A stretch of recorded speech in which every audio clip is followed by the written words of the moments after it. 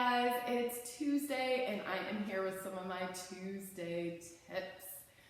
Today, I am talking about clicking and popping noises in your hip. And really kind of the advice I'm giving today is relevant to any part of your body. Could be like your shoulder versus your hip, but I'm going to talk about hips because it's a pretty kind of common place to hear some noise in your body. So first of all, I want to talk about, should we be concerned? Should we be worried when you hear a little click or a pop when you're doing a movement? And this could be just about any movement. Maybe you're like laying on the mat doing a single leg circle where your leg is circling around in your hip. Maybe you're doing some of this like side leg kick series, kicking up and down, lifting up and down, any of that stuff. Maybe you feel a little pop or click. Should you be worried? First of all, if you're doing something and you immediately, as you like hear a little click or pop, get pain, right? Red flag pain that doesn't go away, that is something to be worried about. That is a stop what you're doing and go see a physician kind of thing. If you're moving your leg around doing an exercise and you just hear a little something but no pain afterwards, just kind of noisy, probably not too concerning. But I do like to kind of investigate that noise a little bit more and kind of use it as a time or like a signal to do the movement better.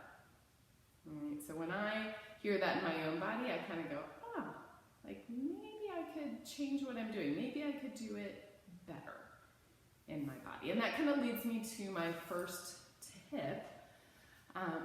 When you feel that in your body, so if you're feeling it, the number one thing I like to encourage people is to kind of challenge your thinking about it, because oftentimes what I see is that people hear that click or that little pop and they immediately kind of go into this little negative spin of like, ooh, is something wrong? Oftentimes I'll have clients just be like, oh, I'm just getting, you hear those pops, like I'm just getting old, that kind of thing. And that's not very productive and really kind of trains your brain to immediately go into that mode when you hear it of like negativity and something's wrong and something's going on. Instead of what would be more productive is when you hear that, or maybe you hear it always when you do that movement, maybe you could cue yourself to go like, that's my body kind of giving me a signal that I could do this movement, this exercise better, right? And that can be a huge gift, because when you hear that, like it kind of wakes you up and you go, oh, I need to pay attention to my body more. I need to engage my muscles more. I need to check in with my alignment, my range, all that kind of stuff, and see if I can do it better. So number one tip, check in with your kind of process that happens when you hear the click or pop. All right, and then the other tips I have are truly like, how can we kind of investigate and maybe make that pop or click go away? So the couple things that I use in my own body and with clients that often, I'm going to say maybe like 90% of the time, can help us get rid of that click or pop are muscle engagement and range of motion. So let me talk a little bit more about those. So number one is muscle engagement. When we're doing a movement and you're getting that click and pop, usually what I find is that we're not kind of engaging our muscles as best we could. So if we're holding our leg up in space, I could just kind of hold my leg up in space, or I could hold my leg up in space and reach through my leg, right? When I reach through my leg as if my toes are trying to reach up to the ceiling, it engages the front of my leg, the back of my leg. I can feel my inner outer thighs tighten up. And I'm really like using my muscles to hold my leg up here in space, right? And it feels much more like supportive. I feel much more engaged, right? And that's the kind of engagement that you want. Let's say we're doing this little single leg circle exercise, or if you're, I'm gonna do a little side leg kick, right? I could be here and kind of lift and lower my leg, and it's kind of sloppy and I'm not really engaging all my muscles to support my joint.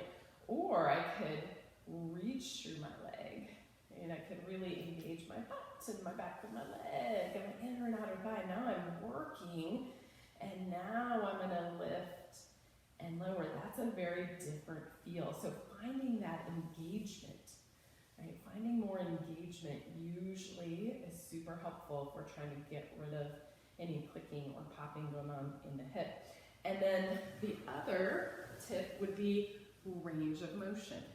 Are you going too big on a circle or a lift or whatever you're doing? And you can kind of test that out. So if it's a single leg circle exercise and you're feeling a click in your normal range, maybe normally you do it way down here, start at the top and take it little.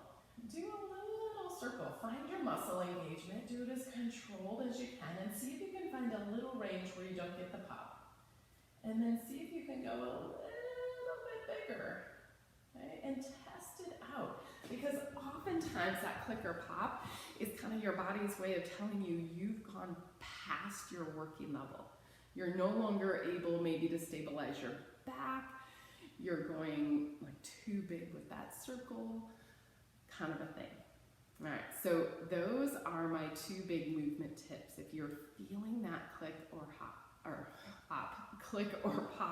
noise in your hip, find your muscle engagement. See if you can kind of work more on that exercise to get your muscles engaged while you're doing it.